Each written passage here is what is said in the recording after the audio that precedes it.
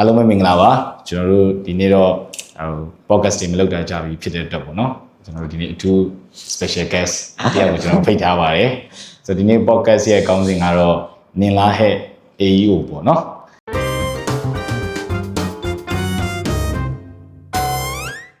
ဒီ podcast လေးကိုအဓိကကူညီပံ့ပိုးပေးထားတာတော့ SEO Dick ပဲဖြစ်ပါတယ် SEO Dick ကတော့ SEO process တစ်ခုလုံးမှာလိုအပ်တဲ့ website auditing, keyword research, tracking visibility ပေါ့နော်အစရှိတဲ့ feature တွေအကုန်လုံးကို SEO Dick မှာတနေရာထဲမှာအကုန်လုံးလုပ်နိုင်ပါတယ်။တမ်းပြီးသုံးကြည့်ခြင်းနဲ့ဆိုရင် description မှာကျွန်တော်တို့ link ထည့်ပေးထားပါတယ်။သူ့မှာ free tier version လေးရှိပါတယ်။အားလုံး SEO Dick ကိုစမ်းသုံးကြည့်ကြပါဦးခင်ဗျာ။အခုလူတွေအများစုက AEO အကြောင်းတွေပြောလာကြပြီ SEO အကြောင်းသိမပြောကြတော့ဘူးပေါ့နော် AEO ကိုပြောလာကြတယ်ပြီးတော့TikTok မှာပဲကြည့်ကြည့် Facebook မှာပဲကြည့်ကြည့် YouTube မှာပဲကြည့်ကြည့်ပေါ့နော်ဒီချက်ချင်းကို AI ကျွမ်းကျင်သူတွေကပေါ်လာပြီးတော့မှ AEO ကိုဘယ်လိုလုပ်သင့်လဲလူတွေက Google မသုံးကြတော့ဘူးစရှိတာပြောနေကြတယ်ပေါ့အဲ့တော့တကယ်ဒီ AEO ကိုလုပ်နေတဲ့သူတွေ SEO ကိုလုပ်နေတဲ့သူတွေရဲ့ရှုထောင့်ကဘယ်လိုဖြစ်မလဲပေါ့အဲ့ဟာနဲ့ပတ်သက်ပြီးကျွန်တော်ဒီနေ့ကိုတော်စင်ကိုဖိတ်ထားပါမယ်ပေါ့နော်အဲ့တော့ကိုတော်စင်မိတ်ဆက်ပေးပါဦးဟုတ်ကဲ့ကျွန်တော်နာမည်ကတော့တော်စင်ပါလက်ရှိမှာတော့ဒီ SEO SEM နဲ့ပတ်သက်ပြီးတော့ပေါ့နော်ဘန်ကောက်မှာအလုပ်လုပ်နေပေါ့အခုတော်တော်များများကတော့ဒီဘယ်လိုပြောရလဲ SEO ဆိုတာအထက်ဒီAEO ဆိုတဲ့အကြောင်းပါပေါ့နော်တော်တော်ကြီးအပြောများနေရတယ်နောက်ပြီးတော့ရင်ဒီဟာနဲ့ပတ်သက်ပြီးတော့ရင်ပေါ့နော်တချို့တွေကလည်းအရင်ကြီးစိတ်ဝင်စားမှုတွေပုံများနေပေါ့အဲဒါကြောင့်ဖြစ်လို့နေပြီးတော့ရင်ဒီမှာဆရာနဲ့ဦးနဲ့ပေါ့နေပြီးတော့အတူတူတိုင်ပင်ပြီးတော့ဒီဟာလေးကို pocket လုပ်ဖြစ်တယ်ပေါ့ဟုတ်ကဲ့ဒီနေ့ကတော့ဆရာတော်နဲ့ဆရာနိုင်ပေါ့နော်ကျွန်တော်တို့ဒီနေ့အာလူဖုတ်ကြမှာဖြစ်ပါတယ်အဲ့တော့ဘောပေါ့အရင်ဆုံးဒါကိုကြီးရဲ့အမြင်လေးသိချင်တာပေါ့နော်အများစုပြောကြတယ်ပေါ့ SEO သိပြီးပေါ့ပြီးရင် SEO မလုပ်နဲ့တော့ပေါ့လူတွေက search engine မသုံးကြတော့ဘူး search မှာမရှာကြတော့ဘူးပေါ့အဲ့ဒါဘယ်လိုမြင်လဲဒီ SEO data ဆိုတဲ့စကားလုံးပေါ့ပုံမှန်ပြောရမယ်ဆိုရင်တော့တခြားသော GPT ကိုဒီဟာသုံးလဲဆိုတဲ့စကားလုံးတွေပေါ့နော်အဲ့တော့ဒီဟာကိုကျွန်တော်တို့ဒီအကြောင်းကိုမပြောခင်ကျွန်တော်တို့ရဲ့ဒီအရင်ဆုံးစားပြီးတော့ရင်ဒီ SEO လေ့လာတာတွေကိုနည်းနည်း intro လုပ်လိုက်မယ်ဟုတ်လားကျွန်တော်ဆိုရင် SEO စားလေ့လာတော့မှဆိုရင်တော့အဲ့တော့လည်း SEO သမားတွေရှိပါတယ်မြန်မာနိုင်ငံမှာတော့တခြားလည်းရှိကြပါတယ်အဲ့တော့ဆိုတော့ကျွန်တော်တို့ကတော့လုံးဝစားရင်လေ့လာတဲ့အနေထားပေါ့2019လောက်ဖြစ်မလားမသိဘူးဒီနည်းနည်းမြန်မာနိုင်ငံမှာနေပြီးတော့ Facebook ကတော့ grow ဖြစ်လာတယ်အဲ့လိုမျိုးပေါ့နော်ဒီ globally အဖြစ်ဆိုတဲ့ social media ကနည်းနည်းလေး instances grow ဖြစ်လာတယ်ပေါ့နော်အဲ့လိုမျိုးအနေထားမှာSEO ကနည်းနည်းလုံးဝဘယ်လိုပြောမလဲတက်ချလာတယ်ဆိုတဲ့ information တခုချက်ခဲ့သေးတယ်ဟုတ်ပါလူတွေတော်တော်များများကဒီ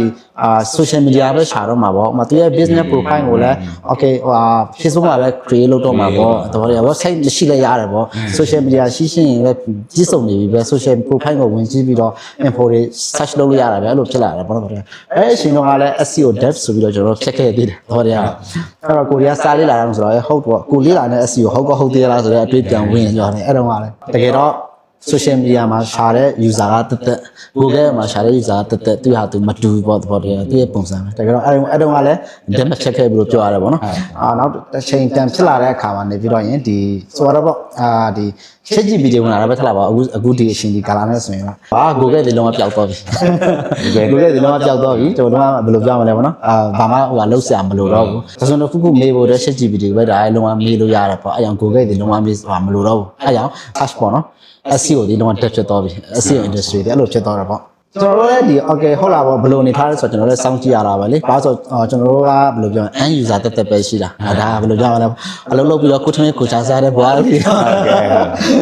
်ကဲ့ဒါကြီးကတကယ်ဟိုဖြစ်မလားပေါ့နော်ဘယ်လောက်ထိ grow ဖြစ်လာမလဲဒီ ChatGPT ကဘယ်လိုမျိုးအစားထိုးမှလဲ Google ပဲအဲ့လိုမျိုးပုံစံလေးပေါ့ဆိုတဲ့အခါမျိုးမှာကျွန်တော်တို့တကယ်စိုးရင်စိတ်ရှိလားဆိုတော့ဒါ information တွေကိုလိုက်ပြီးတော့ကျွန်တော်တို့ပေါ့နော်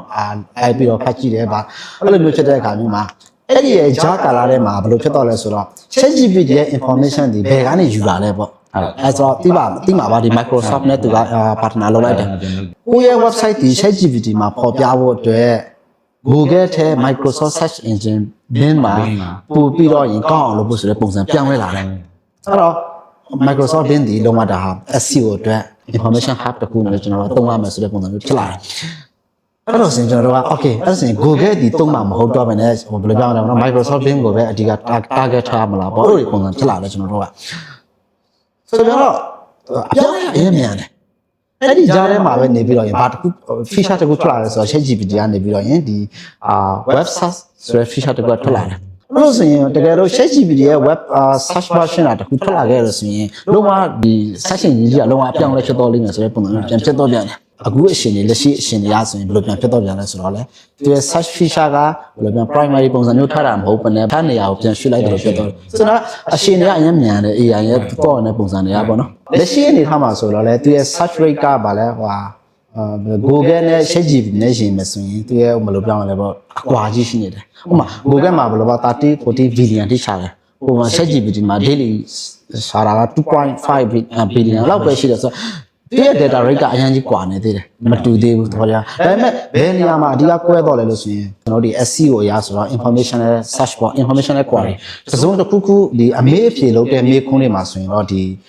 ChatGPT ကိုမေးတယ်ဒါပေမဲ့တကယ်ဒီ product ကိုရှာတယ်တစုံတစ်ခုတော့ရှာတဲ့အခါမှာကျတော့ Google ကရောကြားတော့တော့မရှိသေးဘူးအခုအချိန်ဒီမှာ SEO ကတက်ဖြစ်တော့လို့လုံးဝပြောလို့မရသေးဘူးအဲ့တော့ AI ရဲ့အပြောင်းလဲရရမ်းမြန်တယ်ဥပမာဘယ်လိုပြောမလဲပေါ့ဒီ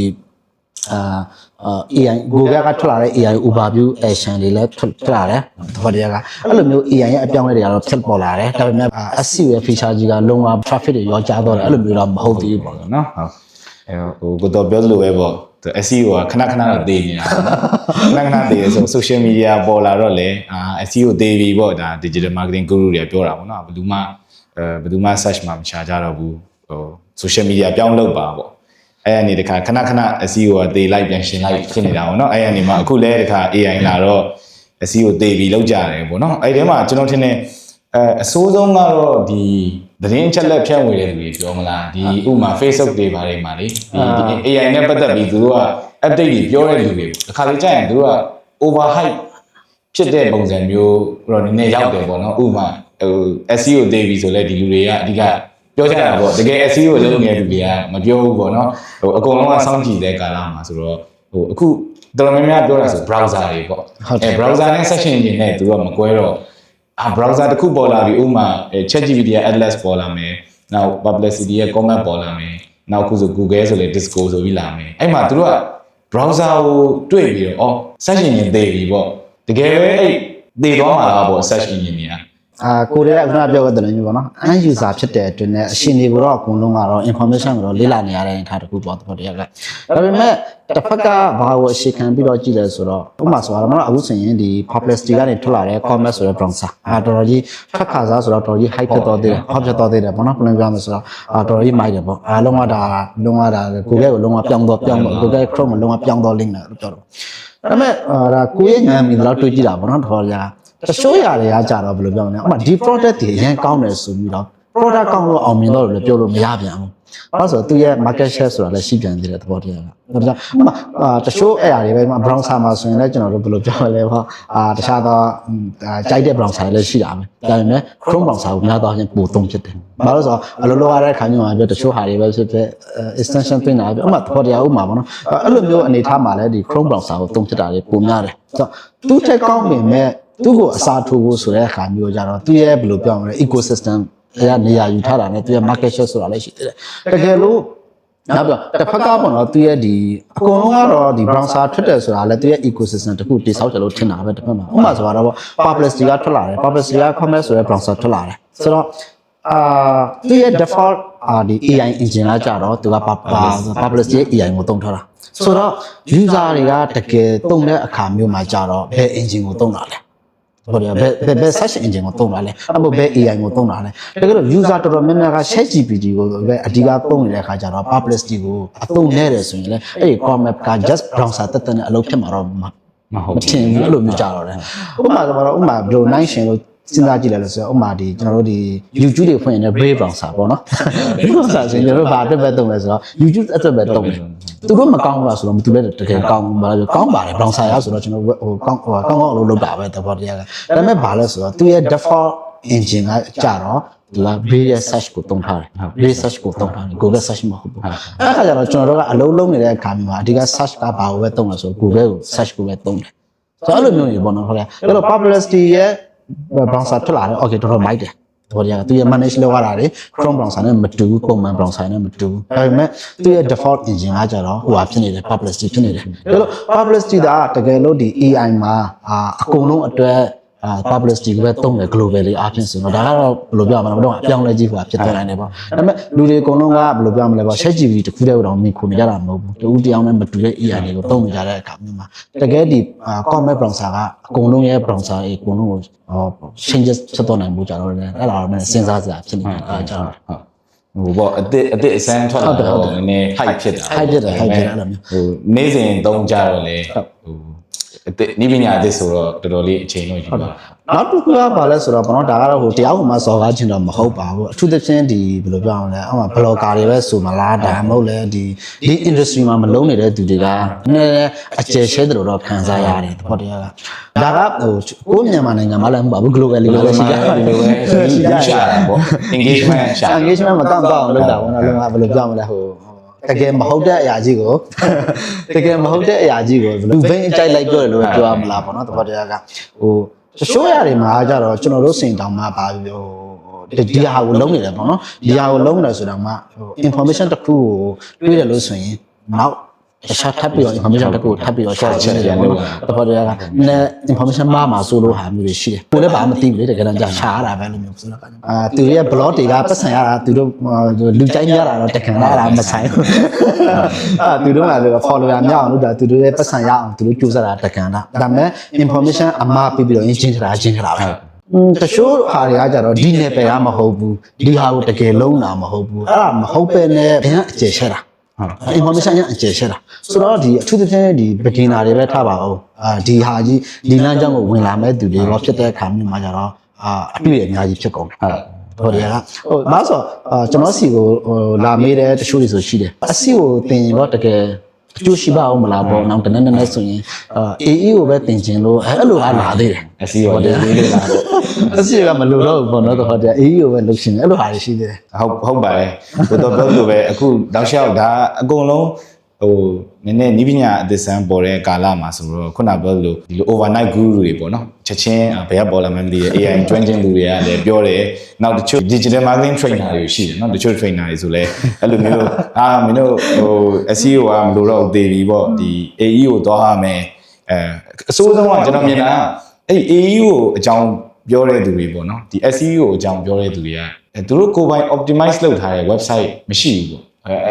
့ရိုးရှင်းလုံးပြောရင်သူတို့ကိုယ်ပိုင်တော့ website မရှိဘူးပေါ့ဟိုတကယ်သူတို့ထိအောင်မထိဘူးဆိုရင်တော့မှလောက်တတ်တယ်ပြောတယ်အဲ့လိုမျိုးလူတွေကအဲ့လို SEO ကိုပေါ့နော်အလွယ်တကူဟိုကျွမ်းကျင်သူဖြစ်ဟိုပုံဖော်တာအဲ့လိုမျိုးပြောရရင် for တာပေါ့နော် SEO သိရဲအခုဆို AEO ဆိုပို့ဆိုးပြီလား AEO ကဘယ်လိုလုပ်ရမလဲဒီမှာပြောနေလူတွေတွေ့ဆိုတော့ဘယ်လိုပြောမလဲတချို့အရာတွေကဘယ်ကိစ္စမဆိုပါဥမာဘယ်လိုပြောမလဲဟိုစာတွေးရယ်ภาษาနဲ့ပြောတာတော့လွယ်တယ်တချို့အရာတွေကတကယ် implementation လုပ်ကြည့်တဲ့အခါဘယ်အစိပ်ပိုင်းမဆိုဘယ်အလုံးမဆိုတော့တကယ်တော်တဲ့အခါမှာတော့အဲအားလုံးကခက်ခဲတာပဲတော့တရားကအများအားတွေ့ရပါတယ်အဲ့လိုမျိုးပေါ့နော်တကယ်အကုန်လုံးကဘာလို့ဆိုတော့လုံးဝ EE ကိုပဲပြောနေရတယ်ကိုယ့်ရဲ့ brand တစ်ခုဒီဘယ်မှာပဲဖြစ်ရတော့မယ်AI ပေါ်မှာပဲဖြစ်ရတော့မယ်ဒါနောက်လည်းတနည်းနည်းဆိုရင်ဒါကြီးကအကုန်လုံး AI မှာမရှိရင်ခဏကြိုက်ကြံခဲ့မယ်ဆိုတဲ့ပုံစံမျိုးအသုံးလုံးကိုသုံးတယ်အသုံးလုံးသုံးတဲ့ဒီသူပြောတဲ့စကားကိုရင်းပယ်တာတော့မဟုတ်ဘူးဒါက AI ရဲ့အပြောင်းလဲမှာဖြစ်နိုင်တယ်ဖြစ်နိုင်တယ်ဒါပေမဲ့အဲ့ဒီဖို့အတွက်နောက်ွယ်ကလှုပ်ဆောင်ချက်ကကြတော့ဘယ်လိုဟာလဲလိုအပ်သေးတာလဲအကုန်လုံးကိုနိုင်ရှင်ပြီးတော့နည်းနည်းပြောပြစီခြင်းနဲ့ပေါ့ပုံလေးပြောရမယ်ဆိုရင်တော့ဟိုinformation အမှားတွေမပေးခြင်းဘူးရှင်းပြောတာ information အမှားတွေပေးတဲ့လူကိုလည်းမကြိုက်ဘူးဒါရှင်းပြောတာဟုတ်ဒါနဲ့အဲ့လိုမဟုတ်မှန်တဲ့ information ပေးတဲ့လူတွေကြတော့တကယ်မကြိုက်ဘူးတကယ်တော့ကြိုက်တယ်ဘာလို့လဲဆိုတော့အကုန်လုံးကဘာဖြစ်ပြောနော်ဟိုလမ်းကြောင်းတစ်ခုရောက်ဖို့အတွက်တချို့ junior တွေစူးစမ်းနေငယ်ပိုင်းတွေဆိုရင်လည်းဟိုစူးစမ်းနေကြတာပဲဆိုတော့ AI ခက်လို့ပြောရတဲ့အခါမှာ AI ကိုဂျင်းထဲရတာအရင်ကောင်းတယ်လို့ပြောတယ် AI ကဟိုလိုဖြစ်နေတာပေါ့ကျွန်တော်တို့အရင်တော့ဆိုဒီမျက်မမြင်ပုံသားတွေစင်ဆန်းတယ်လို့ပေါ့သူကအမီးကိုစမ်းမြဲသူကလည်းဒါတဆင်နေရွက်ကိုစမ်းမြဲသူကလည်းမဟုတ်စင်ဆိုတာပြပြလေးပေါ့ခြေထောက်စမ်းမြဲသူကြလည်းမဟုတ်စင်ဆိုတာရှည်ရှည်မျောမျောလို့ဖြစ်နေတာပေါ့နော်အဲ့တော့ junior တွေတော့မဟုတ်အခုမှဒီ digital marketing နဲ့ဝင်မဲ့သူတွေကြည်နေဆိုရင် noise တွေအရင်နားမထောင်နဲ့ပေါ့နော်အရင်လည်းအယုံမလွယ်ပါနဲ့ဟိုစာများဖတ်ပေါ့နော်နောက်တကယ်လုံနေတဲ့သူတွေကိုမေးပါSEO ကိုသိတဲ့သူနဲ့ SEO ကိုလုံနေတဲ့သူဆိုရင် SEO ကိုတကယ်လုံနေတဲ့သူတွေမေးပါဒီမှာကိုတော်လို့ရှိမယ်နောက်အခြား ကျွန်တော် industry ရဲ့မှာအကူတွေအများကြီးရှိပါတယ်ဆိုတော့နောက်ကျွန်တော်စီပဲဖြစ်လေရတယ်လာမေးပါအများမှာဟုတ်တယ်ရှိတယ်သူတို့ကစကားသိမပြောတာပဲရှိတယ်ပေါ့နော်အဲ့တော့ခါလေးကျရင်တော့စကားအရင်ပြောတဲ့သူတွေနားမထောင်နဲ့ပေါ့နော်ဟိုနည်းနည်းပြဿနာတက်သွားနိုင်တယ်ပေါ့ဒါအဝင်အစမှာပေါ့နော်အဝင်ဒီ industry ရဲ့အဝင်မှာတော့အဲ့ဒါလေးနည်းနည်းသတိထားပါခါကြအတန်းလက်တွေမှာမေးကြရရှိတယ်ဟိုအစီကိုလောက်တဲ့လူကကိုတော်တယောက်ပဲရှိရလားမသိဘူးเนาะဥမာကိုတော်ပဲအဲ့လိုကျွန်တော်တွေးမိတယ်ပေါ့ဆရာတကယ်တော့မဟုတ်ဘူးသိမပါဘူးဆရာကြီးရှိတယ်ကျွန်တော်တို့ဆရာကြီးရှိတယ်အဲ့ဒီဆရာတွေကဘယ်လိုပြောမလဲပေါ့နော်အရန်ကြီးဘယ်လိုပြောမလဲစီးပွားရေးပဲတာတာဖြစ်လိပညာတာတာဖြစ်ဆိုတဲ့ခါညောတော်ဘယ်လိုဘာအမှန်မှမထွက်ပဲငြိမ့်နေတဲ့အခါမျိုးပေါ့ကိုရဲ့ level မတူဘူးတရားကိုမြင်တယ်ဟုတ်တယ်ဟိုခါကြလည်းအကိုတွေလည်းပြောပါတယ် senior တွေကအရင်တိတ်နေတော့လေအဲ့လိုဘယ်လိုပြောမလဲအတန်ကျဲတဲ့နောက်လူတွေကလိုက်ရတော့တာပေါ့နော်ဆိုတော့ senior တွေကြည့်နေရင်လည်းကုပေးကြပါအောင်လို့နော်ဟိုဒီလောကကြီးကိုစိတ်ကုန်နေမဲ့လဲပေါ့နော်ဒါကိုနောက်တက်မဲ့ junior တွေနောက်လမ်းလွဲမရအောင်ပေါ့ဟို knowledge တွေ sharing လုပ်ပေးကြပါအောင်နော် okay အဲဆိုကျွန်တော်တို့ဆက်သွားမယ်ဆိုရင် AEO ကဲ SEO ကတော့မသိဘူးပေါ့ထားပါလောလောလည်မသိသေးဘူးပေါ့နော်သူခဏခဏသေးလိုက်ရှင်လိုက်ဆိုတော့အခုကတော့မသိသေးဘူးဒါတေချာပေါက်ဒီဗီဒီယိုကြည့်နေတဲ့အချိန်ကြီးတော့ SEO မသိသေးဘူးအလုပ်ဖြစ်သေးတယ်ပေါ့နော်အဲကြောင့်မလို့ကိုတော့ဆိုလဲ project တွေလုပ်နေရပဲဆိုတော့အဲ့တော့ဟို AEO အကြောင်းသွားရအောင်AEO ကိုကြီးဘယ်လိုရှင်းပြခြင်းလဲနည်းနည်းနားလည်လို့မြတ်ဟာမျိုးပေါ့ပြီးမှ technical ဘက်ကနေသွားတာဟုတ်ဘယ်လိုပြောရမလဲသူက answer engine optimization ပုံစံဖြစ်သွားတယ်ပေါ့အထူးသဖြင့်ကတော့သူရဲ့ဒီ format လို့ပြောမလားပေါ့နော် format ရပြောမယ်ဆိုတော့question and answer ပေါ့WH question လို့မျိုးမေးတာမျိုးပေါ့ဆိုပြီးဆိုရင်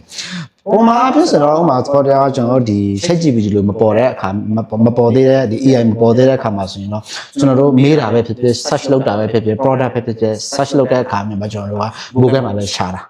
WH question ကိုလည်း Google မှာပဲရှာတာဒါပေမဲ့အခုဒီ AI ပေါ်တဲ့အခါမှာကျတော့အပြန်အလှန်ဒီ conversational ပုံစံလုပ်လို့ရတဲ့အခါကျတော့ကျွန်တော်တို့ဒီဘယ်လိုပြောရမလဲပေါ့ AI ကိုမေးတယ်ပေါ့ပြောရမှာဆိုအဓိကတော့ဒီမေးခွန်းမေးတာပေါ့ပြောရမှာဆိုဥပမာ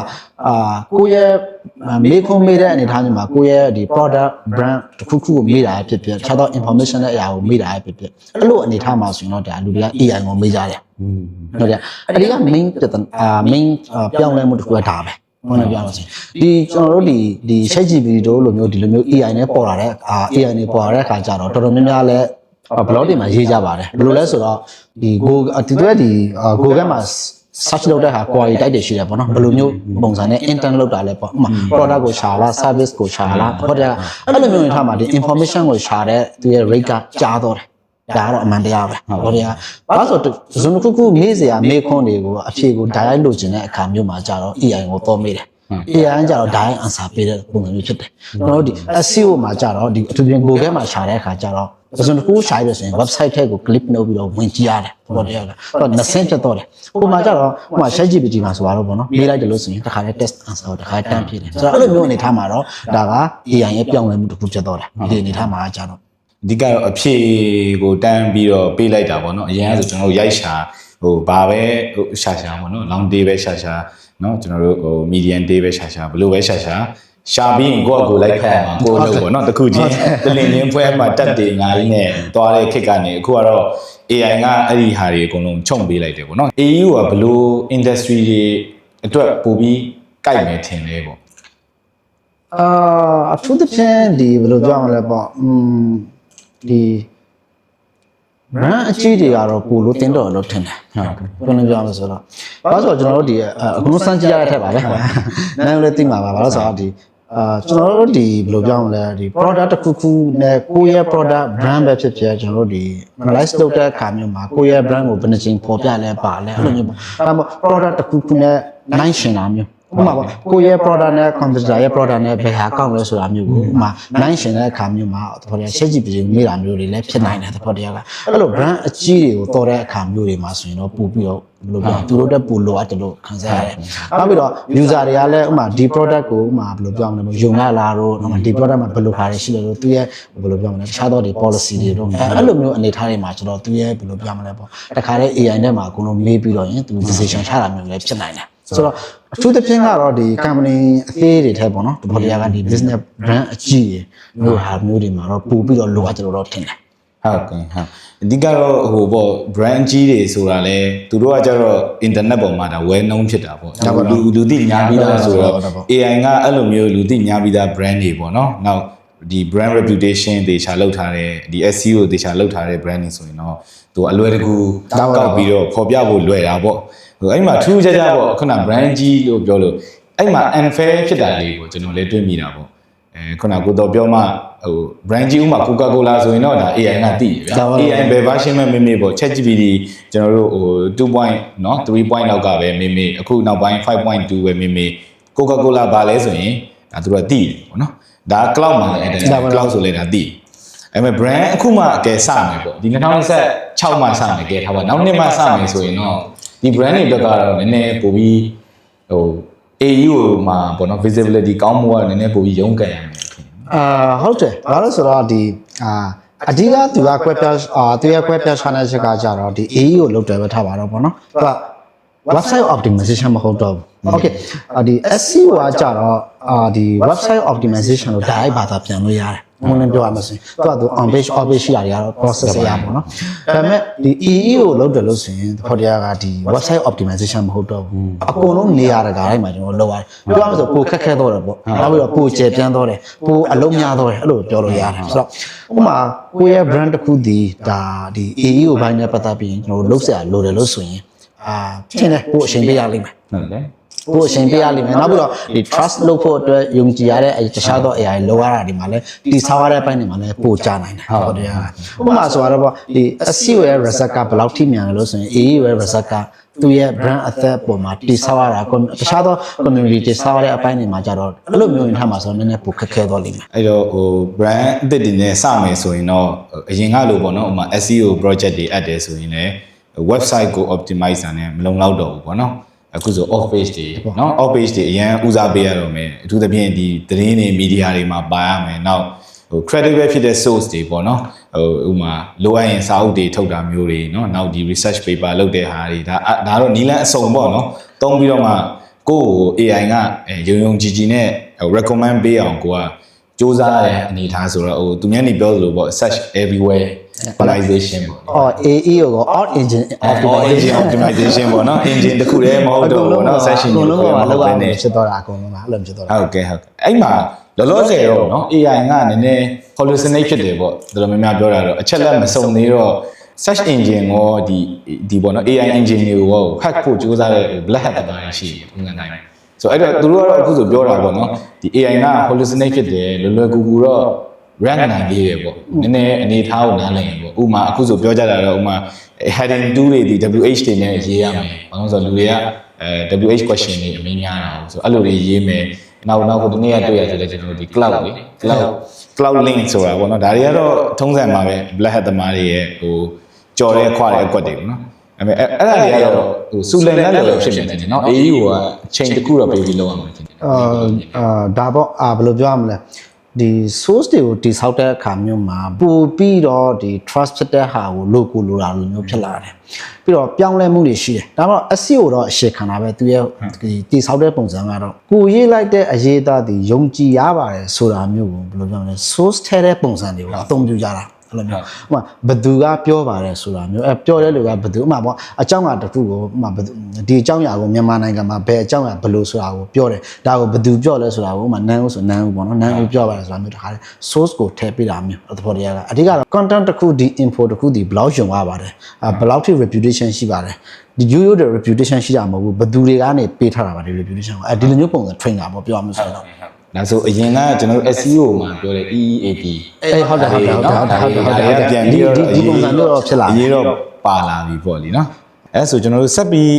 သွားမယ်ဆိုရင်ဒီအခုအမေးအများဆုံးပေါ့အဲ့ဒါလည်း debate လေးပဲဖြစ်နေအောင်เนาะတစ်ဖွဲ့ရကြတော့ဒါ content ကို AI နဲ့မရေးသင့်ဘူးပေါ့ဒါကတော့တစ်ဖွဲ့ရပြောတာ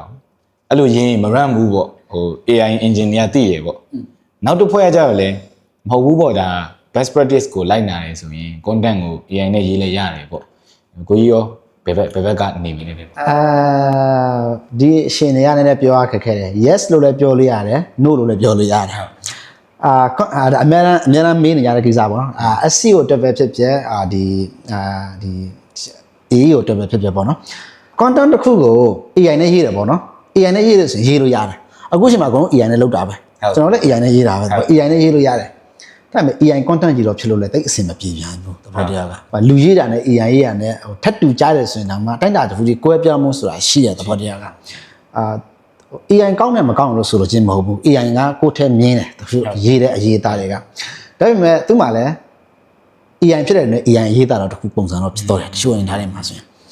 ်အဲကြောင့်ဒီဘယ်လိုပြောမလဲပါ content တစ်ခုကို AI နဲ့ရေး okay ရေးလို့ရတယ်ကျွန်တော်တို့ကဒါပေမဲ့လိုအပ်တဲ့အစိတ်ပိုင်းကိုပြင်ဖို့လိုအပ်တယ်ဟုတ်ပြောမှဆိုရင်အခုနောက်ပိုင်းဆိုသတိထားမိလားတော့မသိဘူးဒီ blog တွေပါတယ်ရေးတဲ့ပုံစံလေးဆိုရင်အရင်လိုမျိုးမဟုတ်တော့ဘူးရေးတဲ့ပုံစံလေးတွေတော်တော်များများအဲ့လို run ကောင်းတဲ့ blog တွေတခြားတွေကြည့်မှဒီကျွန်တော်တို့ဒီလေးလာနေကြတဲ့ blog တွေပေါ့နော်ပုံမှန်ရေးတဲ့အရေးသားကွဲလာပြီဘယ်လိုကွဲလာလဲလို့ဆိုရင်ဘယ်လို AI ရေးလို့မရတဲ့ပုံစံရေးတာဟုတ်တယ်ဘယ်လိုဆိုမနေ့ကဆိုရင်ဘယ် web page ကတစ်ခုမှာဥပမာဗောနော်ဘသူကပြောတော့တယ်အဲ့ဒါကိုဘယ်တယောက်ကမေးတယ်ဘယ်တယောက်ကမေးတာကိုသူက linking မှာမှတွေ့export မှာဘယ်လိုဖြေထားတယ်ပေါ့အဲ့ဒါကိုသူကဘယ်လိုမျိုး link လေးပါတခါရှာပေးထားတယ်ဆိုတော့ဒီလိုမျိုးအနေထားမှာ AI ရေးလို့မရတော့ဟုတ်တယ်ဒီက AI လို့မရဘူးဒီကိစ္စကသူက data ဒီလဲလုံးဝဒါတကယ် fresh ဖြစ်တယ်ဗောနော်တကယ်ဖော်တရားက session အရှေ့ခံထားတဲ့ data အဲ့ဒါကိုမှလုံးဝတရားဆွေးနွေးထားတဲ့ပုံစံဖော်တရားကအဲ့ဒါကိုမှ information နဲ့ပြန်ပေါင်းထားတာအဲ့လိုလုံးဝပြောင်းလဲလာတယ်အဲ့လိုမျိုးဟုတ်အဲ့လိုမျိုး AI နဲ့ဆိုရင်အဲ့လိုမျိုး content ကတော့ AI နဲ့ရေးလို့ရမှာမဟုတ်ဘူးဖော်တရားကဆိုတော့ content ကို AI နဲ့ရေးလို့ရလားရတယ်ဒါပေမဲ့ကိုဘယ်လို format ချတာလဲတော့မူတည်သေးတယ်ဘယ်အကြောင်းအရာကိုရေးရလဲဆိုတာမူတည်သေးတယ်ဆိုတော့အခုနောက်ပိုင်းရေးကြတာပဲအကုန်လုံးကဒါပေမဲ့ဥမာအရင်ရိုးရှင်းတဲ့အရာကို AI နဲ့ရေးပြီးတော့ run တက်မယ်ဆိုတော့ခက်ခဲတယ်မဖြစ်နိုင်ဘူးเนาะဖြစ်နိုင်ဘူးဆိုတော့နည်းနည်းပေါ့နော်ကိုအကြောင်းအရာကို AI နဲ့ခိုင်လို့ရတယ်ခိုင်ပြီးတော့ရင်ကိုလိုချင်တဲ့အ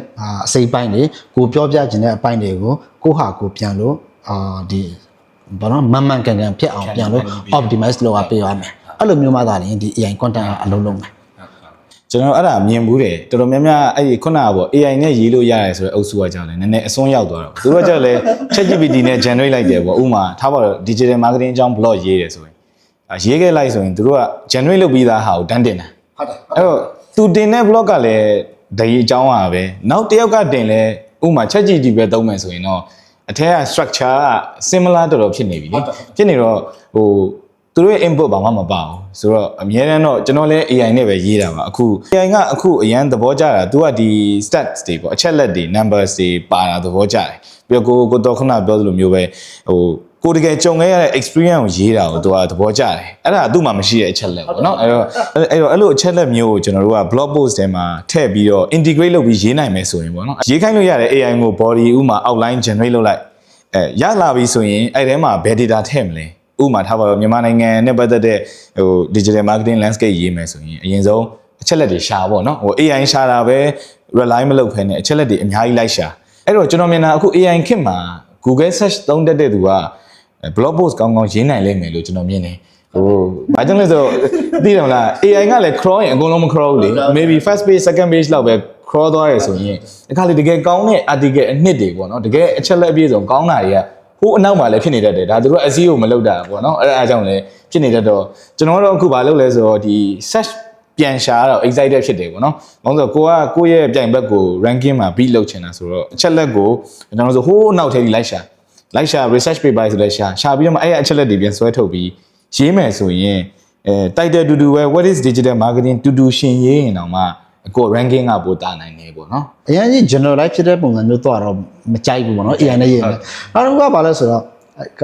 ့ခက်ကာလအရှင်တွေကစား AI နဲ့ရေးထားတဲ့ content ကို AI နဲ့တကယ်ရေးထားတာဟုတ်မဟုတ်ဆိုတာကို AI နဲ့ပြန်ဆက်လို့ရရတဲ့အရှင်တွေဖြစ်နေတာဒီခါကျတော့ဒါကတော့ရေးတာတော့ AI နဲ့ရေးလို့ရပါတယ်ဒါပေမဲ့သူရဲ့အရှိခံအရှက်အလက်နဲ့သူရဲ့ပါဝင်မှုအကြောင်းအရာနဲ့ဘယ်လောက်ထိ reliable ဖြစ်တယ်ဘယ်လောက်ထိထူးခြားတယ်ဆိုတဲ့ပုံစံမျိုးအဲ့လိုမျိုးဟာတွေတော့အဓိကပါဝင်ဖို့လိုတယ်ဒီတိုင်းအခုကဘယ်လိုလဲဆိုတော့ AI နဲ့ရေးလို့ရတယ်ဆိုတော့ဒီတိုင်း AI ကိုကောက်ပေးလိုက်တယ်ပြီးတော့တင်လိုက်တယ်အဲ့လိုမျိုးဆိုရင်တော့လုံးဝမရန်တော့နော်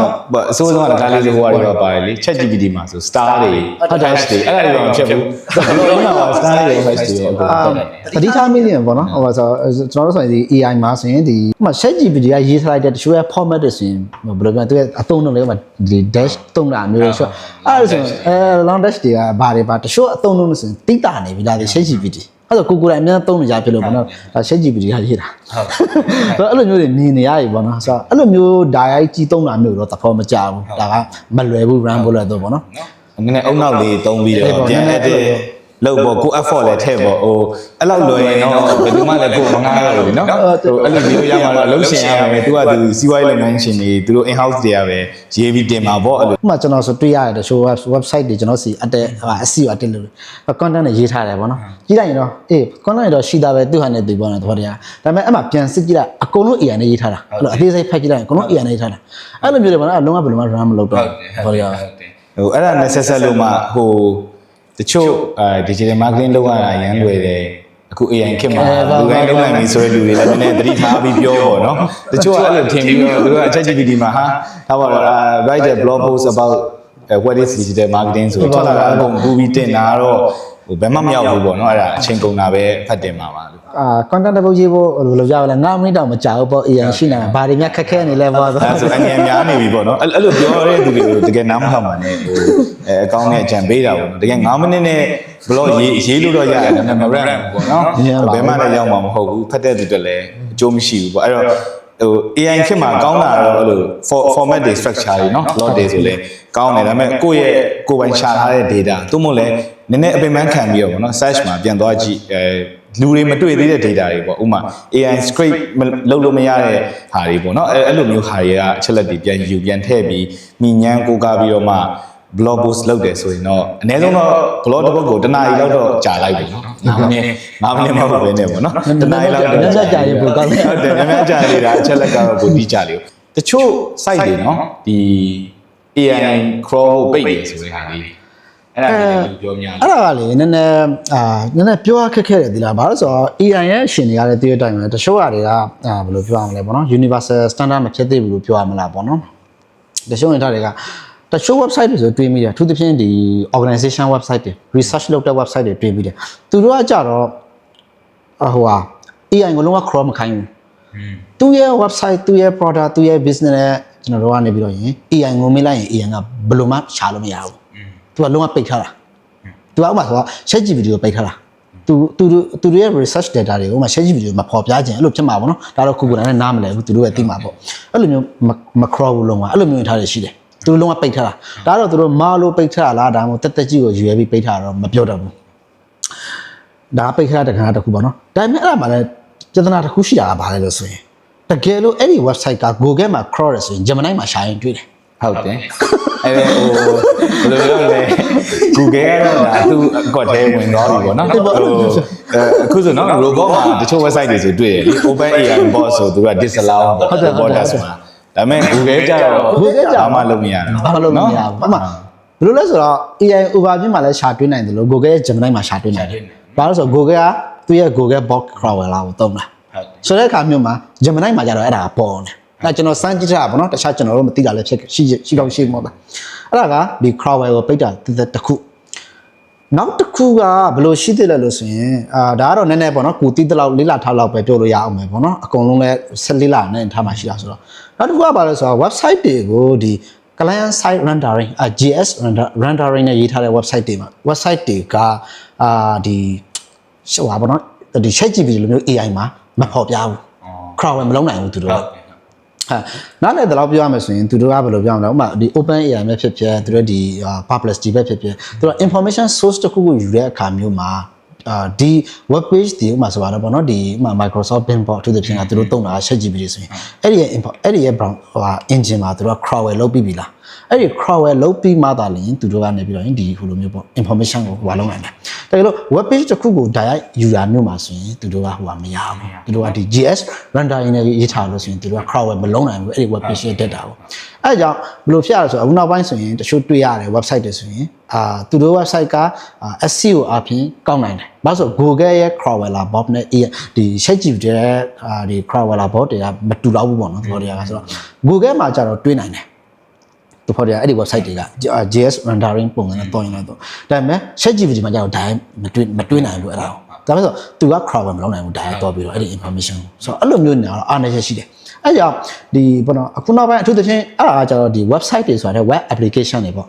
web application တွေကိုအဲ့လိုမျိုး JS rendering နဲ့ရေးတာမျိုးတွေရှိတယ်အထူးသဖြင့်တော့ဒီ client side rendering နဲ့ရေးတဲ့ဟာမျိုးတွေပေါ့နော်အဲ့လိုမျိုးတွေမှာဆိုသူကမ run ဘူးအဲ့ကြောင့်ဘာပြောင်းဖို့လိုရလဲဆိုရင်သူကဒီ server side rendering ပုံစံပြန်ပြောင်းဖို့လိုအပ်တယ် AE ကို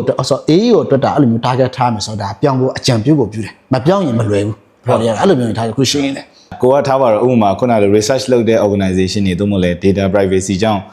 AI bot တွေကိုရွေးချက်ရှိပိတ်တာမဟုတ်ဘဲနဲ့ခုနပြောဆိုကိုယ့်ရဲ့ tech step ပေါ့နော်တို့မလဲကိုယ့်ရဲ့ technology side လိုအပ်ချက်အကြောင်း AI ကမ crawl နိုင်ဘူးဆိုရင်တော့မလိုလားအပ်ဖ ೇನೆ ပေါ့ကိုရတဲ့ traffic တွေဆုံးရှုံးတာပေါ့နော်အဲ့တော့ငါကိုတော့ပြောသလိုပဲကိုသုံးမဲ့ဒီ tech stack ကိုသတိထားပေါ့နော်သတိထားပြီးတော့လိုအပ်ရင်တော့ဒီ SEO ကျွမ်းကျင်သူတွေနဲ့တိုင်ပင်တာကောင်းတယ်ပေါ့နော်ဟိုအဲ့မှာပြောရင်းနဲ့မှာပေါ့နော်တချို့တွေကကြတော့တချို့ client တွေပေါ့နော်သူတို့ကတော့ဟို website ရဲ့အလှပကိုဦးစားပေးတာပေါ့အဲ့တော့သူတို့က JS heavy လောက်ကြတာရှိတယ်နော်အဲ့ဒါတွေကတော့နည်းနည်းသတိထားမှန်းထင်တယ်ဆိုတော့ခုနပြောတဲ့ JS rendering ကကြတော့သူကဘယ်လိုပြောမလဲပေါ့ဒီအတိုင်း web page ရဲ့သူရဲ့ view page source ကိုကြည့်လိုက်ရင်ဘာမှမတွေ့ရဘူးဆိုတော့ခါကျမှ AI ကအဲ့လိုမျိုး information ကိုသူတို့ crowd ဒါအိမ်မယူနိုင်ဘူးအဲ့လိုမျိုးအားတွေရှိတယ်ဆိုတော့အဲ့ကြောင့်တချို့ website တွေဆိုရင်အဲ့လိုသူတို့လာပြတဲ့ website တွေရှိတယ်ပေါ့နော်သူတို့ website တွေအထူးသဖြင့် web application တွေပေါ့နော်ဆိုတော့သူတို့လာပြတဲ့ခါကျချင်းဒါကို SEO လုပ်ရှင်တယ်ပေါ့ AE ကိုလည်းကောင်းကျင်တယ်လို့ဆိုရင်တော့ကိုရီးယားတော့တည့်အတိုင်းပဲမရဘူးဆိုတာကဟိုဒါဟာမရဘူးလို့ဒါကြီးပြောရတော့မဟုတ်ဘူး server side ဘက်ကိုပြောင်းဖို့လိုအပ်တယ် AE ကိုဘက်ကိုပါလိုချင်တယ်ဆိုရင်မဟုတ်ဘူးဆိုတော့အဲ့မှာအားနည်းချက်ရှိတယ်ဒါကြီးပုံမှန်လင်းပြောတယ်ဆိုတော့အဲ့လိုအားတွေလည်းသတိထားဖို့တော့လိုအပ်မှာပေါ့နော်ဒီ web app business တွေပို့ဆိုရင်เนาะ software service တွေဆိုရင်ဒီ software ကိုဘယ်သူမှဝင်မကြည့်ဘူးပေါ့နော် web traffic မရဘူး AE ကိုလည်း traffic မရဘူးဆိုရင်တော့ဟိုဘာမှအတိတ်ပဲမရှိဘူးပေါ့နော်အဲ့မှာတချို့ကလည်းဒီ llm.txt ပေါ့အဲ့ဒါလည်းတချို့ကပြောနေကြအဲ့ဒါထည့်လိုက်တာနဲ့ website ကဟိုလုံးဝ ChatGPT ကတန်း crawl ပြီပေါ့နော်ဒါလည်းတချို့ဟို digital marketing guru တွေကပြောတာပေါ့နော်အဲ့ဒီ hype ဖြစ်တဲ့အကြောင်းအရာကလည်းတော်တော်ကြီးဆိုးတယ်ဒါကြားဖြတ်လို့ပြောတာပေါ့နော် linking တွေမှာလည်းဒီလိုတွေ့ရတယ်သူဒီလိုမျိုးပါ LMS ကို optimize လုပ်လိုက်တာသူရဲ့ traffic ဒီ AI ကလည်းဘယ်လောက်တက်တော့လဲဆိုတော့သူက screenshot နဲ့ပြတာဒီလိုမျိုးဒီ linking တို့ဘာတော့မှတွေ့ရတာလဲတချို့တွေကတကယ်ကျွမ်းကျင်မှုတစ်ခုနဲ့သူဟာသူ share တဲ့လူတကယ်အမှန်ကန်နေပါတယ်လို့တချို့ရခြင်းလည်းပါတယ်တကယ်အမှန်မဟုတ်ဘူးတကယ်ဒီလူဒီတကယ်ဒီနယ်ပယ်မှာ expert plus ဆိုတာမျိုးတကယ်တော့ကြီးပေါ့နော်အဲ့လိုတော့ကြီးစီခြင်းတယ်တကယ်မဟုတ်ဘူးလို့ပြောရတယ်က project ချတာလို့ပြောမှာချတာပေါ့လို့သူအရင်အောင်မြင်ဒါကိုလောက်လိုက်အရင်ဖြစ်တော့ပြီပေါ့တခါတည်းအမှန်တကယ်ဆိုရင်အဲ့ဒီ lms.txt ဟာဒီ AI search တွေအတွက်universal standard မဟုတ်သေးဘူး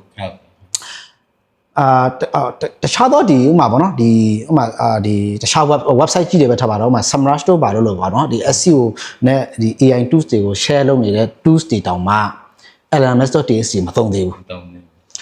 အခုလက်ရှိကျွန်တော်တို့တီးရသလောက်ဆိုရင်ဒီ lms.txt ဒီဘယ်အတွက်ပဲအဓိက format တစ်ခုဖြစ်လဲလို့ဆိုရင်သူကဒီ ChatGPT အတွက်တစ်ခုပဲ format တစ်ခုဖြစ်တယ်အဲ့ဒါတော့မှဘယ်လိုမျိုး format တစ်ခုပဲပေးတာเนาะ just format ဟုတ်လားကိုယ့်ရဲ့ website မှာဘယ်လို content တွေအကြောင်းအရာတွေပါတယ်ဆိုတာကိုသူကအကြောင်းအရာ title နဲ့သူကဒီ link ကို format တစ်ခုရှာပေးတဲ့သဘောတရားပဲ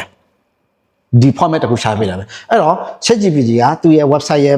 format ကိုနားလည်တော့တယ်သူရဲ့ AI ကိုပေါ်ပြဖို့အတွက် format တစ်ခုကိုနားလည်တော့တယ်ဒီလောက်ပဲအဲ့ဒါတောင်မှအဲ့ဒီ lms.txt ဒီကိုယ့်ရဲ့ website မှာရှိတယ်ဆိုရင်အဲ့ဒါ ChatGPT တစ်ခုတည်းပဲအဲ့ဒါကို respect လုပ်တယ် respect လုပ်တယ်ဆိုတာဒီဟို line လာတယ်ပေါ့သူရဲ့ lms.txt ကိုတခြားသော Grok တို့ Perplexity တို့ Gemini တို့အဲ့ဒီ lms.txt ကိုဂရုလည်းမစိုက်ဘူးဂရုလည်းမစိုက်ဘူးအတိမလည်းမပြူဘူးပေါ့နော်ပြောရမယ်ဆိုတော့ ChatGPT တစ်ခုတည်းပဲသူရဲ့ format တစ်ခုအရာလုံးတာပဲရှိသေးတယ်ဆိုတော့မပြောရသေးဘူးပျောက်တော့မလားဆိုတော့ proposal အနေထားမှာပဲရှိသေးတာပေါ့နော်အဲ့တော့ဟိုခုန height တဲ့လူတွေကတော့အဲ့လိုပဲ height မှာပေါ့နော်ဒါထုံးစံတဲ့ AI ဆိုတော့LMS.txt optimization ဆိုတော့အရင် high လုပ်နေကြတယ်ပေါ့နော်တခါတည်းအများနဲ့တွင်းနေရတယ် blog တွေမှာဆိုရင်လည်းအဲ့လိုမျိုးတချို့ YouTube တွေမှာလည်းတွင်းနေရတယ်ဆိုတာမျိုးကတတိထားစေခြင်းတယ်ကိုလေးလာထားတဲ့အရာကပြီးမှဘာမှမဟုတ်တော့ဘူးဆိုတော့ပျောက်တော့ရင်ဟုတ်တယ်ဘာမှမတူဘူးဒီကတော့ဟို solid မဖြစ်သေးဘူးအသုံးမဝင်သေးဘဲနဲ့ကိုကဟိုလိုက်ကြည့်ပြီးတော့တကယ်ဘာမှပြန်ပြီးအသုံးချလို့မရတာမျိုးဖြစ်တယ်ပေါ့နော်ပြီးတော့ပြန်မေးလိုက်ပေါ့အဲ့လိုမျိုးလူတွေဆိုရင်ငါတို့မှာ robots.txt ရရှိပြီးသားပေါ့နော်ဒီကတော့အဲ့ဒါကိုပဲကျွန်တော်တို့ proper ဟို setting ချထားရဲဆိုရင်လုံလောက်တယ်ပေါ့လीเนาะအဲ့တော့တချို့ဆို robots.txt ရှိတာမသိဘူးဒါပေမဲ့ तू က lms.txt ကို तू ကအတင်း hide နေတာပေါ့နော် ။ဘာတရားကပြောတယ်လို့သိလားဘယ်လိုပြောရလဲ AI ကိုပဲအဓိက high လုပ်ရှင်တာ AI ရဲ့ data ကဘယ်လောက် traffic ရှိနေလဲဥပမာ Google ရဲ့ data ကဘယ်လောက် traffic ရှိနေလဲဆိုတာမျိုးကိုသူတို့ကမသိဘူးမသိဘူးပေါ့နော်သဘောတရားကတော့ analytic fact တွေကိုမကြည့်ဘူးနောက်ပြီးတော့သူရဲ့ data rate ကိုလည်းမသိဘူးဘယ်လိုပြောဆရာကြီးတွေကပဲအရင် high လုပ်တဲ့အခါမျိုးမှာထင်အောင်ထင်မှဖြစ်တယ်လို့ပဲယူဆတယ်တကယ်တော့ LMS.txt ထဲဖို့လိုနေပြီလားဆိုတော့ပွင့်နေပြောရင်မလိုသေးပါဘူးဟုတ်လေးလာထားစီခြင်းတယ်ပေါ့နော်ဒါက AI ခက်မှဖြစ်တဲ့အတွက်မဲ့လေးလာထားစီခြင်းဘာလို့ဆိုဟိုတကယ်အသုံးမဝင်လိုက်ဖို့ဆိုရင်ပညာဆိုတဲ့တင်ရင်ကိုနောက်ပါတာမှမဟုတ်တာဟုတ်တယ်အဓိကတော့အဲ့ဒီအရင်ဆုံးတော့ SEO fundamental နားလည်အောင်ရင်စူးစမ်းအောင်ပေါ့နော်အဲ့ဒါပြီးမှအဲ့ဒီကောင်တွေထပ်ပြီးသွားလို့ရတယ်ဒါပေမဲ့အခု SEO ကိုစမတင်သေးပဲနဲ့ဒီ lms.txt ကိုတန်းသွားရင်ကြတော့လေနားလည်ဖို့ခက်လိမ့်မယ်နောက်เนาะဒီတိုင်းပဲဟို internet မှာတက်လာတဲ့ Facebook post တစ်ခုကိုဖတ်တဲ့ပုံစံပဲဖြစ်နေမှာပေါ့နော်ဘာမှတော့ action တွေပဲမဖြစ်ဘူးပေါ့ဒီအဲ့ဒါနဲ့ဟိုဆက်ဆက်ရင်းနေပေါ့နော်ဒီအခုဆို agency တွေကမေးလာကြပြီပေါ့အဓိက agency တွေပေါ့နော်ဒါ agency တွေလည်းနားထောင်နေပါတယ်เนาะဘာလို့ဆိုတော့ agency တွေကရောင်းနေပြီပေါ့ service တွေအခုဆို AEO service တွေဆိုရောင်းကြပြီပေါ့ကိုကြီးရောဘာတွေကြုံနေရပြီကိုယ်တိုင်ရှင်းရှင်းလုံးတာမဟုတ်တော့အရင်ကြီးတော့မပြောတတ်ဘူးသူများတွေရောဒီ AEO service တွေပေးနေတာတော့တွေးတယ်ဒါပေမဲ့ဟိုဘယ်လိုပြောမလဲပေါ့ကိုစီလည်းတခါတော့အဲ့လို AEO နဲ့ပတ်သက်တဲ့ service တွေလာမေးရတော့ရှိတယ်လက်ရှိချိန်ထိကတော့ AEO service မပေးသေးဘူးပေးဖို့အတွက်တော့အကုန်လုံးဒီဘယ်လိုပြောရလဲနော်source တွေဟို platform တွေအကုန်လုံးပြင်ဆင်နေတယ်ဘယ်လိုပြောရမလဲဆိုတော့သူများတွေဘယ်လိုပြင်လဲဆိုတော့တရားမသိဘူးဒါပေမဲ့ဘယ်လိုပြောမလဲပေါ့နော်ခုနပြောသလိုဒီ AEO ဆိုတာဒီ website optimization တတ်မဟုတ်တော့ဘူးဟုတ်တယ်ဟို SEO ကြတော့ကျွန်တော်တို့ကဒီ website တစ်ခုကို optimize လုပ်ကြလို့ဆိုရင် Google မှာ run နိုင်တယ်ဒါကဥပမာဘယ်လိုပြောသူဒီတခြားသောဒီ office တွေတခြားသော source တွေအများကြီးမရှိဘူးဆိုရင်တောင်မှသူရဲ့ local ရပဲဖြစ်ဖြစ် user ရဲ့ location ပုံမှာပဲဖြစ်ဖြစ်ဒီ website ကို optimization လုပ်ထားတယ်ဆိုရင် run နိုင်သေးတယ်ပေါ့နော် Google ပေါ်မှာအဲ့မဲ့ AEO ကောက်မှုတစ်ခါကြတော့အဲ့လောက်နဲ့မလုံလောက်ဘူးအများကြီးလိုအပ်တယ်အများကြီးဆိုတာမှအများကြီးပိုခက်ခဲတယ်ဒီပေါ်တရားဘယ်လောက် source နဲ့ integrate လုပ်နိုင်ပါလဲဘယ်လောက်ယုံကြည်ရတဲ့လူနဲ့ integrate လုပ်နိုင်ပါလဲဒီပေါ်တရားဥပမာဆိုတော့ပေါ့နော်ဟုတ်ဆိုရင်ဒီ digital marketing မှာဆိုရင်ဘာပြောနန်းဦးဒီဘယ်လိုပြောမလဲ reputation တစ်ခုနဲ့ trusted တဲ့ source ကို share တယ်ဆိုတော့ပေါ့ဆိုတော့အဲ့ဒီလို share ဖို့အတွက်ဥပမာနန်းဦးလို့လူတွေလို့ဘယ်လိုပြောတယောက်တည်းနဲ့လုံလောက်တည်တာလည်းမဟုတ်ဘူးတနေရာချင်းနဲ့လုံလောက်တည်ဆိုတာလည်းမဟုတ်သေးဘူးねပို့လို့များရှိနိုင်လေပိုကောင်းလေဖြစ်နေတာအဲ့ဒါကြတော့အဲ့လိုမျိုး source ကိုကဖန်တီးနိုင်ဖို့လည်းလိုအပ်သေးတယ်သူများတွေဘယ်လိုပေးလဲဆိုတော့နားမလဲဘူးဒါကတော့တကယ်နားမလဲလို့ပြောတာပါနော်ဒါတော့အမှန်တိုင်းဝင်ခံတာပေါ့နော်ဘာဆိုဟိုကိုရဲ့ဒီ information ဒီသူရဲ့ဒီဘယ်လိုပြောမလဲဒီတခြားသောသတင်းမီဒီယာမှာဘယ်လောက်ထိယုံကြည်ရမလဲဆိုတဲ့အရာတွေပြီးတော့သတင်းမီဒီယာမှာပေါ်ပြတယ်ပဲထားအောင်သူရဲ့ technique တွေဆိုတာရှိသေးတယ်အရေးသား technique တွေရှိသေးတယ်သူပုံစံနဲ့ကွဲတယ်ပေါ့နော်ပေါ်ပြကအဲ့လိုမျိုးဟာတွေမှာရှိတယ်ပြီးတော့တခြားသော platform တွေ source တွေမှာreview ပေးတယ် review ကိုမှရိုး review မဟုတ်တော့ဘူးခုနပြောသလိုမျိုးပေါ့နော်ဘယ်သူကပေးတယ်ဘယ် source နဲ့ဘယ် experience ကိုအခြေခံပြီးတော့ဘယ်လိုပေးတာလဲဆိုတဲ့ဟာမျိုးတွေအဲ့လိုမျိုးဟာတွေအများကြီးရှိတယ်ကျွန်တော်အဲ့လောက်ထိ source တွေကို integrate လုပ်ဖို့အတွက်ကိုအဲ့ဒီ AEO service ပေးဖို့အတွက်အဲ့ဒီ source တွေကဖန်တီးထားဖို့လိုအပ်တယ်တဘောတရားကဥပမာသတင်းမီဒီယာ website လားဒါမှမဟုတ်တခြားသောတခြား network လား community လား listing လားဟိုတရားကနောက်ပြီးတော့ရင်ဘယ်လိုပြောမလဲ authority ပေးနိုင်တဲ့တခြားသောဘယ်လိုတစ်ခု source တစ်ခုပေးနိုင်မလဲဒါတွေအများကြီးလိုအပ်တယ်ဟိုသိပါမှာနန်းလို့ဆိုတော့တချို့ share သေးတယ်လေဒီဟိုပေါ့ AEO tools နဲ့ပတ်သက်တာတွေ share သေးတယ်ဆိုတော့တချို့ဟာတွေကဟို free tools တွေရှိတယ်ဒါပေမဲ့သူက limit ရှိတယ်ဟုတ်တယ်အဲ့လိုမျိုး case တွေဟောတော့ Chrome limit တွေညာတော့ဟိုပြီးတော့အဓိက intent ပေါ့နော် intent ဘယ်လိုဖမ်းမလဲပုံမှန် SEO ဆိုကျွန်တော်တို့က search intent တွေပါပြီးတော့ keyword volume တွေပေါ့ဒါတွေကမှန်းလို့ရတယ်အခု AEO ကိုကြာတော့เนาะအဲ့ဒါတွေကဒီဟိုမှာပေါ့ဒီ SEO ဆိုရင်ဘာပြောကျွန်တော်တို့ကဘယ်လိုပြောမလဲဒီ Google မှာသူရဲ့ research run တက်တယ်ပဲထားအောင် keyword တွေကို tracking လိုက်မယ်ဆိုရင်လည်းဒါကဒီ Google Search Console မှာ free အနေနဲ့ကြည့်လို့ရတယ်တကယ်လို့ဥပမာ Microsoft Bing မှာဆိုရင်လည်းကြည့်မယ်ဆိုရင်လည်းသူရဲ့ Bing Search Console ရှိတယ်ဆိုတော့ဒီ AEO နဲ့ပတ်သက်တဲ့ဒီ AI မှာကြာတော့အဲ့လိုဟာတွေမရှိသေးဘူးသူနဲ့ကြည့်စရာပေါ့နော်ဆိုတော့ဒီ third party tools တွေတော့ကျွန်တော်ရှိတယ်သူကဒီ AEO tools တွေရှိတယ်ဆိုတော့ဒါကလည်း free tool တွေတော့ရှိတယ်ဆိုမှသူ့မှာလည်း limit တွေရှိတယ်အဲ့လောက်ထိဘယ်လိုပြောမလဲ system တစ်ခုကြီးကို report လုပ်ရရဆိုရင်တော့နည်းနည်းပြောစရာတွေအများကြီးရှိနေတယ်ပေါ့နော်ဆိုတော့ဘယ်လိုတွေပေးနေရလဲဈေးတွေဘယ်လိုမျိုးပုံစံနဲ့ယူရတာမသိဘူးတေချာတစ်ခုကတော့ တိတ်တော့မလွယ်ဘူးပေါ့ဟုတ်ကဲ့ လောလောဆယ်ကတော့ဒီ technology ကလည်းအသစ်ဖြစ်တာပေါ့နော်ဖြစ်တာနဲ့အမျှဒီ service sector မှာဆိုလဲအခုကတော့အချိန်တစ်ခုယူပြီးတော့တေချာပြင်ဆင်နေရတော့ပေါ့နော်ပြီးတော့ခုနကပြောတဲ့ဒီ search volume တွေဘာတွေကလိုက်လို့မရတော့ဘူးဆိုတော့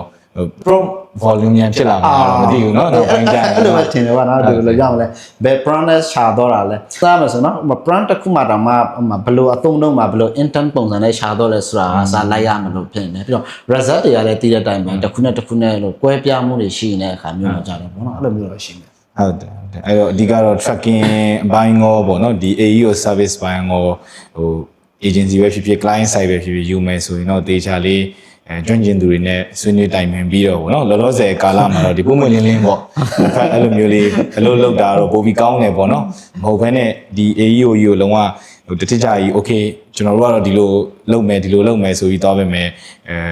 subjective ဖြစ်မှာဗောနော်အခုရှာရင်တော့ ChatGPT မှာဆိုသူက personalized history တွေပါဖမ်းလာပြီဟုတ်တယ်ဟိုတောင်းနေတဲ့အောင်မတူဘူးပေါ့ဥပမာကိုတော်ကရှာမယ်ထားပါတော့ဥပမာ digital marketing trainer မြန်မာလို့ရှာမယ်ဥပမာကျွန်တော်ကရှာမယ်ဒါဆိုကိုတော်ကဒါတကယ်လို့ကိုတော်ကထားပါတော့ master degree ရပြီးတော့သူက UK မှာနေတဲ့လူဆိုရင်ဒါသူအဲ့လိုရှာရင်တောင်မှဟိုသူ့ကိုပေါ့နော်ဟိုကျွန်တော်ရဲ့ website ကို recommend မယ်ဆိုရင်တောင်မှ ChatGPT ကဒါ suggestion တွေပေးတယ်ပေါ့ဥပမာသူဒီ UK မှာနေပြီးတော့ဟို master ဘွဲ့ရထားတဲ့လူဖြစ်တဲ့အတွက်ကျွန်တော်ကကြတော့မြန်မာပြည်မှာ accreditation မရှိဘဲနဲ့လောလောဆယ်တော့ online မှာစတင်နေတာဖြစ်တဲ့အတွက်ဒါမျိုးဆိုသူတို့ကဟိုနည်းနည်းသိပြီးအားမပေးခြင်းပေါ့ ChatGPT အနေနဲ့အဲ့တော့ဟိုလုပ်ငန်းတွေအနေနဲ့ကတော့เนาะပို့ပြီးတော့လိုအပ်တဲ့ဒီ certificate တွေ accreditation တွေဒါတွေအထိပါလိုလာမယ်ပေါ့เนาะအရင်လို website လေး optimize လိုက်အောင်နဲ့မရတော့ဘဲနဲ့သူရဲ့ reputation ဆိုအပြင်ပပေါ့เนาะအပြင်ပမှာတကယ် license တွေ certification တွေပြီးတော့အခြား credible ဖြစ်တဲ့ source တွေရှိပြီလားပေါ့ဒါတွေရှိမှသာလျှင်ဟိုဒီ AI tools တွေကကိုယ်ဦးစားပေးပြီးတော့ recommend မှာဖြစ်တဲ့အတွက် AU ကတော့ဟုတ်တယ်မလွယ်တော့မလွယ်ဘူးပေါ့လေမလွယ်သေးဘူးပေါ့နော်ပြောရမယ်ဆိုတော့အနည်းပြီအသက်တင်လာလဲပါတယ်ပေါ့နော်တစ်ဖက်ကပြောမယ်ဆိုရင်နောက်ခုနပြောရင်းနဲ့မှာ website ပေါ့တော်များများပြောတော့ website မလိုတော့ဘူးပေါ့ AU ဖြစ်ဆိုတော့အဲ့တော့ website ကလည်းတော့ရှောက်ပေါ့နော်ဒါပြီးခဲ့တဲ့နှစ်တင်မှာလဲကျွန်တော်တို့ကဒီ Facebook နိုင်ငံတော်ဆိုတော့ဟို website လိုတယ်တော့ရှောက်ပြောခဲ့ကြတယ်ပေါ့နော်ပြောပြီးတော့ website စောက်ကြပါ website လုပ်ကြပါဆိုတာမလုပ်တဲ့သူတွေအခုချိန်ဒီအများကြီးပဲပေါ့နော်ဒါပေမဲ့အခုကတော့ AE ကိုခေရောက်လာပြီဆိုတော့ဟိုတော့ website အခန်းကဏ္ဍကိုဘယ်လိုမြင်လဲပေါ့ဒီနေရာမှာလည်းတချို့ share ကတာတွေလည်းရှိရပါတယ်နေရာမှာလည်းအရင်တုန်းကလည်းဒီတချို့အတန်းသားတွေဆိုလာတယ်ပေါ့နော် SEO လုံးမယ်ဆိုရင် website ရှိမှလုပ်လို့ရတာလားအဲ့လိုလာမေးတာပေါ့နော်ဆိုတော့ SEO ရဲ့အတိုင်းပဲကိုယ်က SEO ဒီ website optimization လို့ direct ဘာသာပြန်လို့ရအောင်ပြောလို့ရတဲ့အနေထားဆိုတော့ဘယ်လိုပြောမလဲပေါ့ကိုယ့်ရဲ့ဒီ Google မှာရှာရတဲ့ဆိုရင် run ဖြစ်ဖို့အတွက်ကကိုယ့်ရဲ့ website ကို run ဖြစ်ဖို့အတွက်အဓိကကြိုးစားကြတာရှင်းပြအောင်ဆိုရင်ကိုယ့်ရဲ့ product ကိုယ့်ရဲ့ website ပဲလေကိုယ့်ရဲ့ product ဆိုတာကိုယ့်ရဲ့ website ပဲဒါကို run လောက်အောင်ကြိုးစားကြတာဆိုတော့ဒီ EU ကိုပိုင်းရပါတဲ့အခါကျတော့နည်းနည်းလေးသူကကွဲပြားမှုတစ်ခုတော့ရှိတယ်ဆိုတော့တကယ်လို့ဟုတ်ပြီပေါ့နော် Google မှာရှာလိုက်လို့ website မရှိဘူးဆိုရင်ဘာကိုဖော်ပြချင်တာလဲ Facebook ကိုဖော်ပြချင်တာလားအဲ့တော့သူများ website က information ကိုဖော်ပြချင်တာလားကျွန်တော်အဲ့လိုမေးရမယ်နေတာရှိတယ်အဲ့တော့ EU ဘိုင်းကိုရောက်တဲ့အခါကျတော့ဒီညမှာတစ်ခုထူးခြားတာက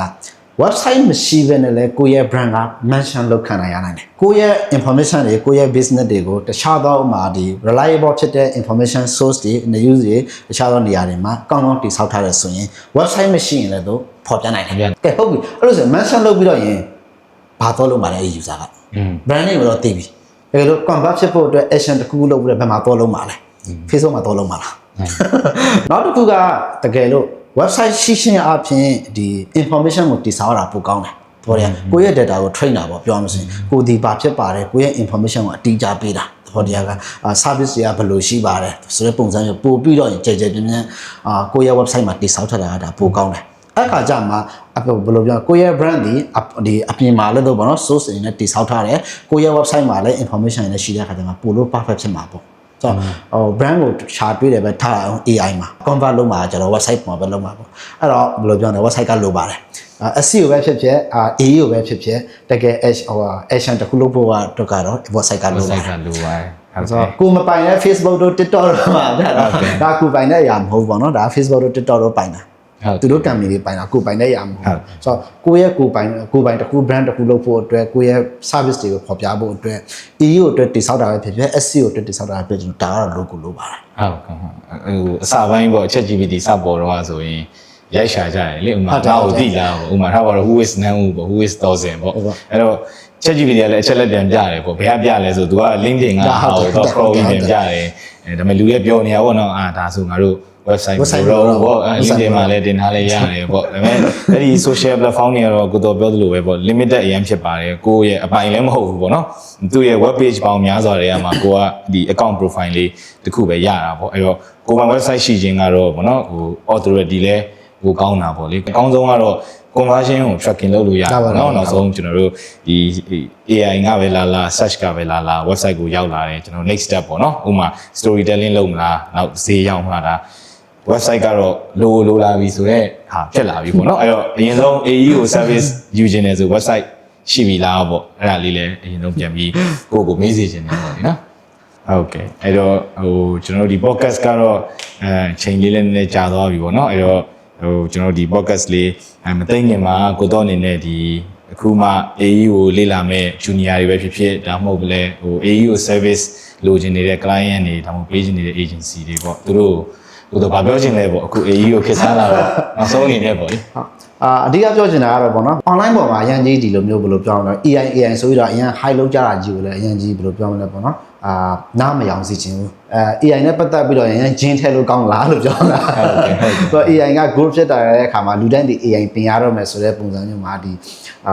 သူရဲ့ business brand တွေဟာလည်း SEO ကိုမလိုတော့ဘူးတော့ဥပမာ website မလိုတော့ဘူးတော့အဲ့လိုမျိုးပေါ့နော်သူရဲ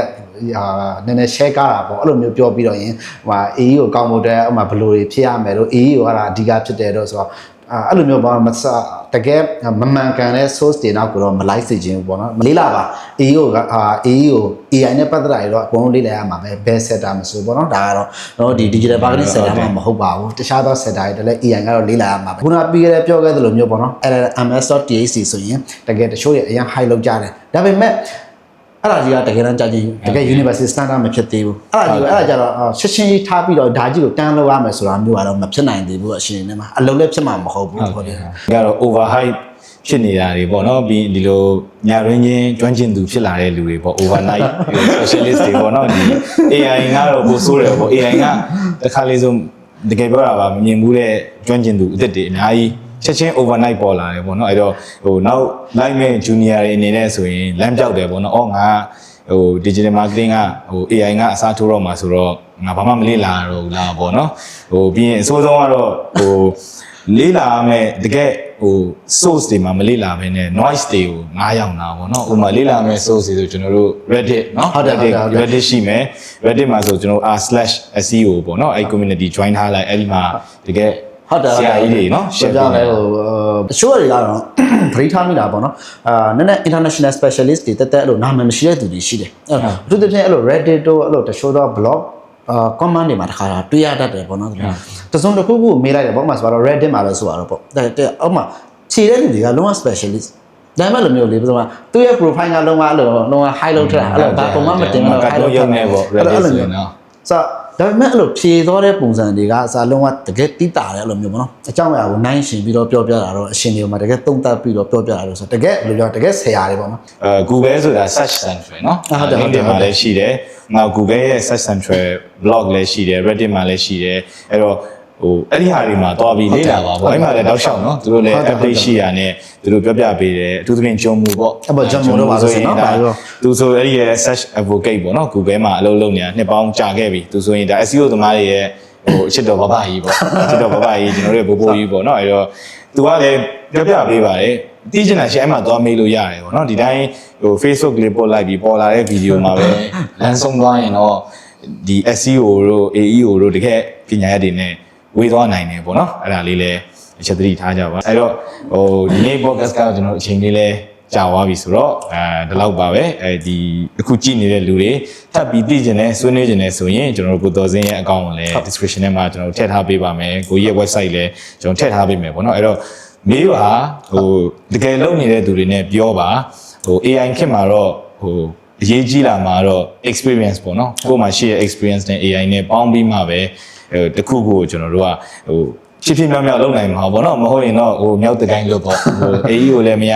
SEO လည်းမရဟိုမြောက်ဒီမြောက်နဲ့ဟိုအချိန်ကုန်လူပန်းဖြစ်လိမ့်မယ်ပေါ့နော် မေးစရာရှိတာကြီးလာမေးပါဟိုကတချို့စိတ်ပိုင်းတွေကအထူးသဖြင့် beginner တွေပေါ့အကြောင်းအရာတစ်ခုလေ့လာရတယ်လို့ဆိုရင်ဘာပြောပြော English လို့ရေးတဲ့အရေးသားတွေ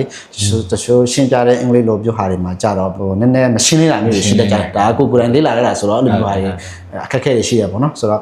ဒါပေမဲ့တေးသေးလေးတစ်ခုကိုကမြန်မာလိုရှင်းပြလိုက်ရင်လွယ်တော့တာမျိုးတစ်ခုပါလေကျတော့အဲ့လိုမျိုးရတယ်ဆိုရင်လာမေးပါဟိုဖြစ်တယ်နဲ့ဆိုတော့ပေါ့နော် โอเคအဲဆိုရင်အားလုံးချိန်ပေးပြီးကြည့်ရတဲ့အတွက်ကျေးဇူးတင်ပါတယ်နောက်ဗီဒီယိုမှာပြန်ဆုံရပါမယ်နော် ဟုတ်ကဲ့ကျေးဇူးပါ